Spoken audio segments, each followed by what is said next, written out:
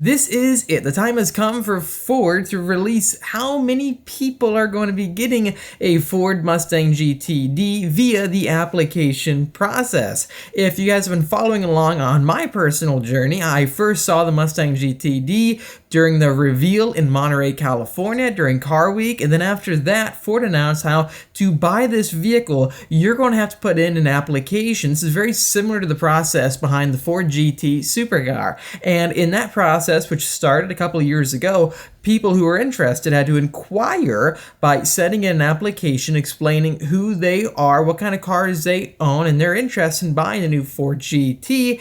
After that, Ford compiled basically thousands of applications, and they sorted through them to find out, well, to choose who they wanted to sell their cars to. And what we found with the Ford GT back in 2017 all the way to 2023, a vast majority of people who were able to buy that new Ford GT had to follow the prerequisite of buying an original Ford GT. What I'm trying to explain is a lot of the owners I've personally met, and from what I hear of the new Ford GTs, actually owned the original Ford GT from 2005-2006. It was like the secret key to get the allocation to buy the new Ford GT. It makes sense. It's Ford trying to reward loyal clientele who bought the original and gave Ford a chance with the Ford GT. That gets my mind thinking, with the new Ford Mustang GTD, what could it be? What is the criteria for buying that new car? I guess the time to think about all those questions is soon to be gone, because this is a month. It's happening now. Ford will be telling us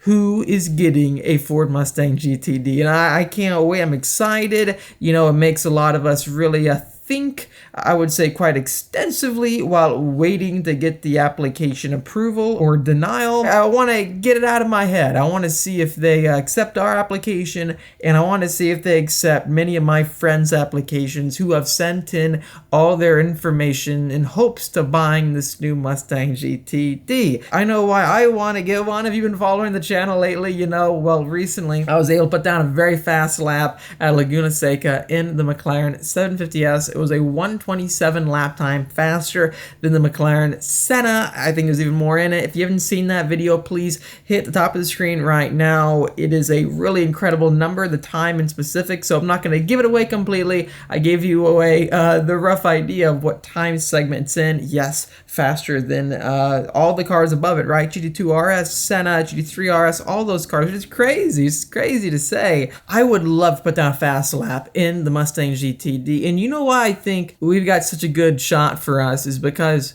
how many owners so far have you seen track their Corvette Z06? Basically, can you count on your single hand, right? Who was pioneering all that before anyone else going to the track with the Z06? This channel, you guys watching this channel, we were the first who pioneered tracking the GT500 online.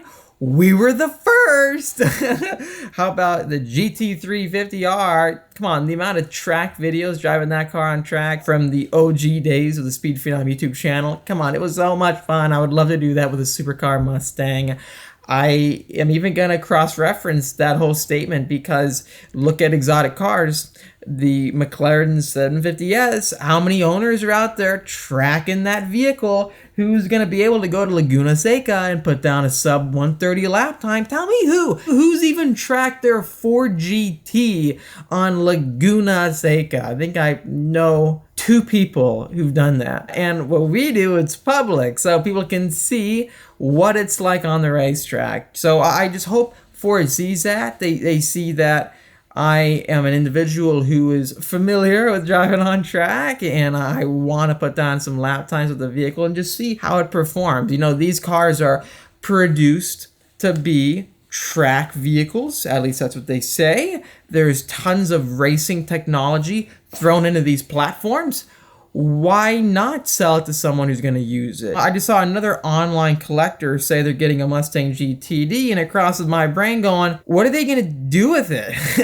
Is it going to be like a Rolex they're going to put in their drawer, right? They have like a Rolex for different days or months of the year. Some of these people I know getting the GTD right now, I don't know why they're buying it. If it's meant to be driven, Why don't people who drive these cars, track these cars, or just use these cars, right, get them? In my opinion, I think it's pretty easy to tell who's going to be using the car versus putting it in bubble wrap and not putting more than 100 miles on it. It's pretty easy to tell, I think. The point of this video is I just want to share the news. This is the month. I don't know when during this month they're going to say who gets the car or not. All I know is that when I sent in my application, it said July, and July has rolled around. It's finally here. It's a week into July already, which means that we have like 3 weeks or less before we find out if they stick to the timetable. I hope they do. If not, I think we'll definitely know before Monterey Car Week. I can't wait to go. Let me know if you'll be going there too. There's so many fun activities that happen. I'm just excited. It's been almost a year since Ford revealed the car. I was there for that reveal. I got to see it in Detroit. I got to see it at Daytona for the debut GT3 class races for the GTD, and also other amazing sports cars out there. Share your support in the comments down below if you want to see the kind of content we produce here on the Speed Phenom YouTube channel, with going to the track, testing out the 750S, the GT500, the Z06 Corvette, the GT350R, the Super Snake, all the cars I've had here on the channel. If you want to see the same thing with the GTD being used properly, please show your support down below. My passion is getting these new cars and just showing what all the engineering endeavors are put towards, what the vehicles are able to do. I love sharing with you guys and putting you visually behind the wheel through this virtual content to immerse you behind the wheel on what they're like to drive. I know there's other channels out there that do reviews and other different car related topics, but I really believe that what we offer here on this channel in terms of content is truly unique. Also, around the corner, Ford is going to be launching the Mustang GTD globally for its dynamic debut, which means, in simpler terms, it is going to be racing up the Goodwood Hill Climb. I love Goodwood. I had the amazing chance to go there with McLaren last year and ride in the 750S for its global dynamic debut.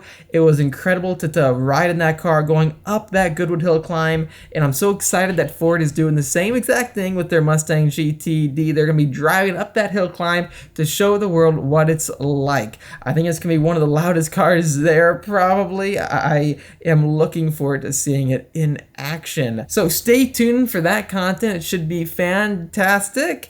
And hopefully, with allocations coming out, order banks open up fairly soon and production kicks off for the supercar Mustang. If you enjoyed watching this video, please hit the like button. It really does help me out. And subscribe for much more great content coming out your way. Hit the notification bell to stay up to date with all the new videos coming out.